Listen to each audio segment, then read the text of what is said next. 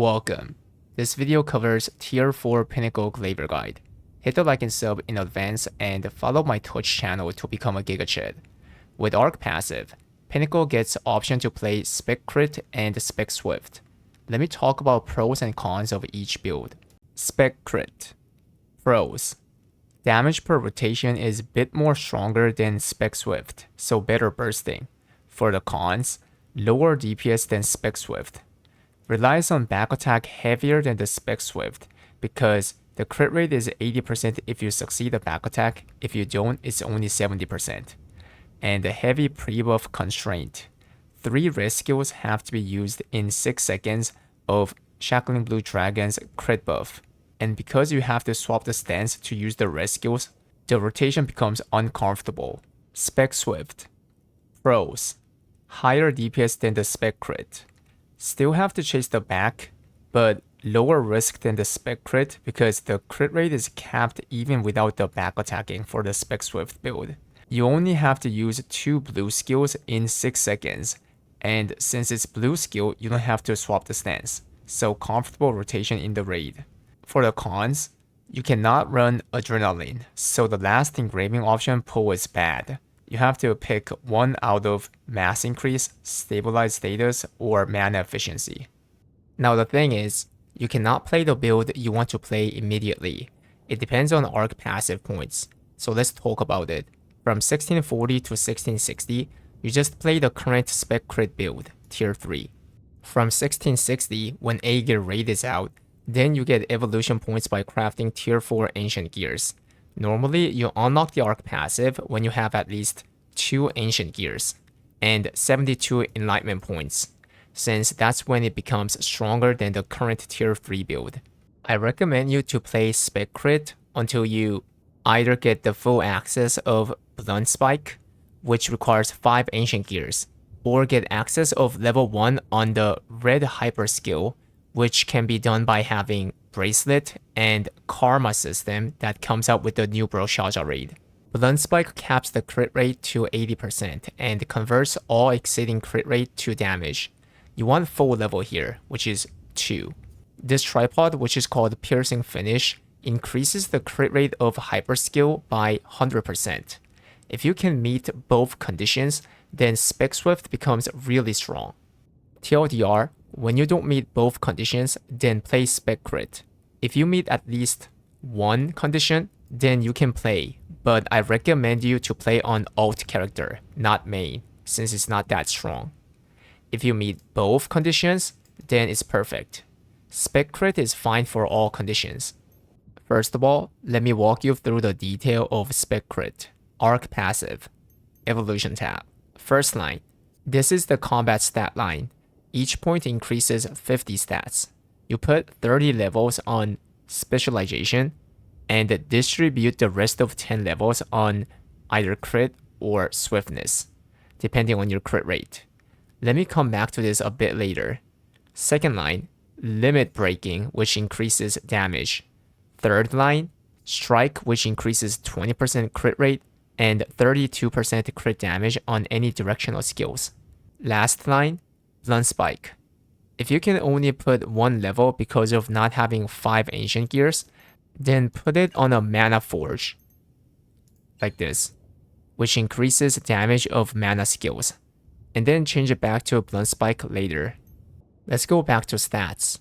You want to have at least 59.3% crit rate. This is because of Blunt Spike efficiency. From the given description, the crit rate for max efficiency is 119.3% by this formula. According to the research, the overall DPS is the highest when Thrust of Destruction's crit rate is 119.3%. Thrust of Destruction has 40% crit tripod, and use it in Shackling Blue Dragon's 20% crit buff.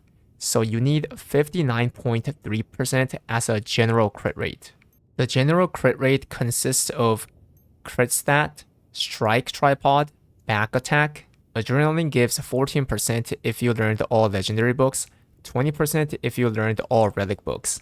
Tier 4 rings can give up to 1.55% crit rate each if you rolled a high roll. so 3.1% in total. Bracelet can give crit stat plus other crit related special options. And lastly, party synergy from other classes. Now there's not gonna be much people who have relic engraving books, rings, and bracelet part. So strike tripod, back attack, and legendary adrenaline, which all adds up to a 44% crit rate. You need 15.3% more crit, and you can get that much by distributing 9 levels on crit and 1 level on swiftness, like this. If you have these parts as well, then you can transfer more crit point to swiftness, like this as an example, which makes the rotation cleaner. If you check top Korean Pinnacle players, then you will see people running both crit stats and swift stats. So this person and here and here. These are the players who pretty much max out the crit value from this part, so they can run a lot of swiftness. Enlightenment tab. People whose level is 1680 and have ancient accessories have access to 4th line. The 4th main tripod is Pinnacle's new X skill, which enhances the next skill on each stance by consuming identity meter. You prioritize on this tripod and put the leftovers on the 4th side tripod, which applies debuff on the enemy when X is used. This debuff increases Glaivier's damage for 16 seconds. People who have relic accessories have access to only 3rd line. In that case, you max out all 3 main tripods, which works as class engraving. Leap tab. For the 1st line, invest all the points on Hyper Awakening damage and Hyper Skill damage. When the new Broshaza raid comes out, you get access to Tier 4 Bracelet. If your level is 1680 and have Ancient Bracelet, then you can invest on Thrust Tripod, which increases damage of Hyper Skill. If you have Relic Bracelet, then you have to activate Karma System, which also comes out with Broshaza raid, in order to invest on the 2nd line. For the accessories, just try to get at least one of the 2 primary options from each categories, whatever it is. For the bracelet, just get at least specialization with any special options that increases offense. Engraving. Grudge, Curse Doll, Raid Captain, Adrenaline, and Ambush Master. There's no other options. For the stones, Adrenaline and Cursed Doll have the highest output, but it's diminishing. So honestly, you can just use whatever 2 engravings from the 5. Skills.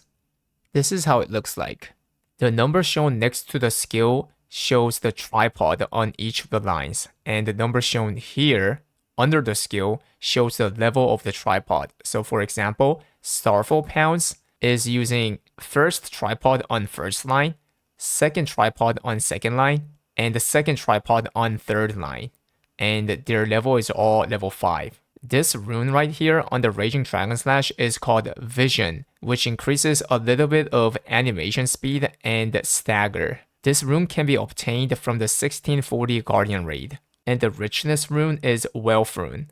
You put 10 or 12 skill points on Half Moon Slash and split rest of the skill points on utility skills here.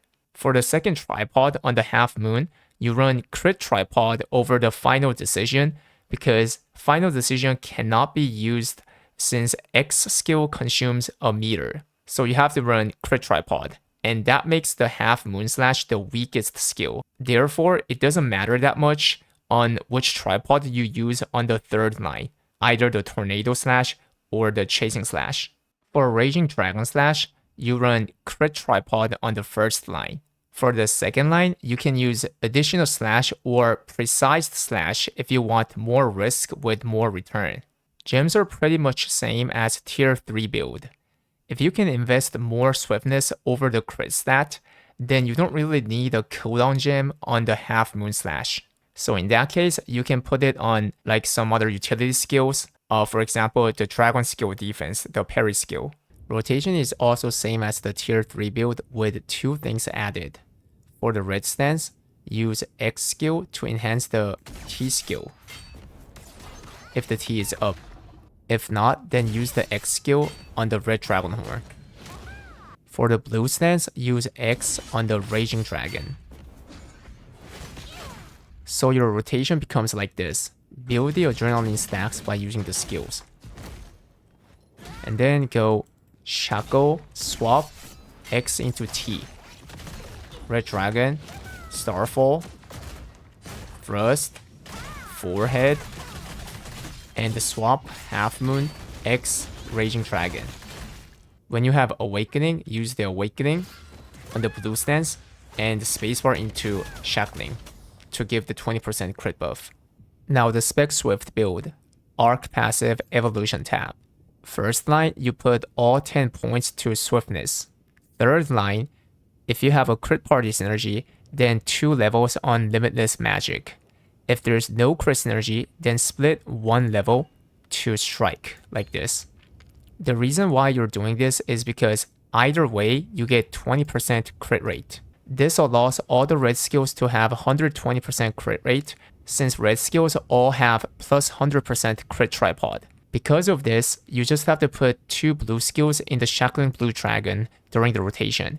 Since red skills don't get bound to Shackling Blue Dragon anymore, the rotation becomes way much comfortable. Enlightenment tab.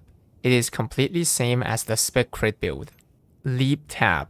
First line is same. Second line, you go for a piercing finish, which increases crit rate by 100%. Accessories. Try to get at least one of the 2 primary options from each categories.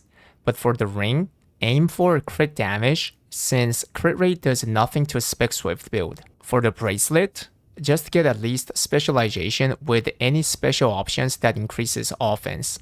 Engraving, Grudge, Curse Doll, Raid Captain, Ambush Master. And for the last one, pick either from Stabilized Status, Mass Increase, and Mana Efficiency. I personally use Mana Efficiency since I felt the penalty of other 2 engravings is huge. Mana Efficiency technically increases the lowest damage, but it's diminishing, so this is up to you. You can also not use Ambush Master if you don't want to. In that case, you have to choose 2 out of these 3 engravings. I personally recommend you to run Ambush Master since you have to chase the back anyways for the 10% crit rate. For the stone, just pick any 2 engravings out of these 5. Skills. This is how it looks like. Blue skills are same as Spec Crit build. For the red skills, you change all the damage tripods to crit rate. This rune on the parry skill is called something like Mountain Rune, and you can get it from the new Tier 4 Chaos Gate. It decreases the motion of that skill, but gives shield and incoming damage reduction. So I personally just use it on my parry skill, but this is a choice. You can rather just use a quick recharge rune on either Forehead Dragon or Half Moon Slash. For the gems, just one gem is different from the Spec Crit build. You swap the last cooldown gem, which is either Half Moon Slash or some other utility skills like parry skill, into Forehead Dragon. By doing this, Spec Swift build can use Forehead Dragon 2 times before swapping the stance. Rotation. For the blue stance, you use X on the Raging Dragon Slash, and for the red stance, you use it on the T, and if this skill is not up, then use it on the red Dragon Horn. You start with the Wind Splitter to apply the party synergy, and then swap into Forehead, X into T, red Dragon Horn, Thrust, Starfall, and then when the Forehead comes back, use it, and then swap into Shackle, Half Moon, X into Raging Dragon Slash. That's one rotation. After this rotation, red Dragon Horn comes faster, so X to the red dragon, and then continue the rotation like this.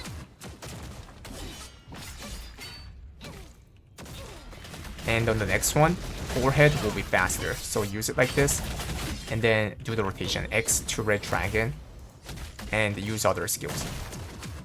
And that's it. If you have Awakening, then just use it and spacebar into Shackling Blue Dragon.